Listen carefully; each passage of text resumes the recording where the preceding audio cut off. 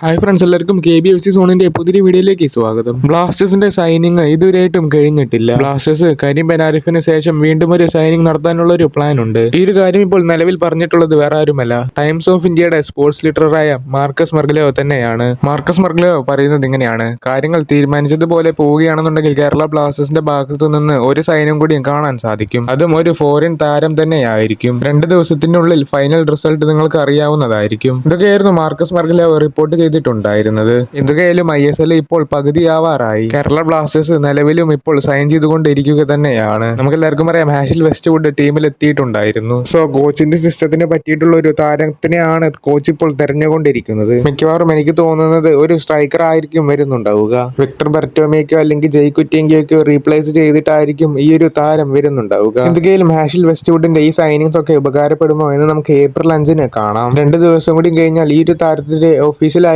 Kerala Blasters sign ചെയ്തതായിട്ട് പുറത്തുവിടുന്നതായിരിക്കും. എന്തൊക്കെയായാലും ഇങ്ങനത്തെ കൂടുതൽ കേരള ബ്ലാസ്റ്റേഴ്സ് ന്യൂസ് അറിയാനായിട്ട് ഈ ഒരു ചാനൽ ഇപ്പോൾ തന്നെ സബ്സ്ക്രൈബ് ചെയ്ത് വെക്കുക. ഈ ഒരു വീഡിയോ നിങ്ങൾക്ക് ഇഷ്ടപ്പെട്ടിച്ചാൽ ലൈക്ക് ചെയ്യാൻ മറക്കരുത്.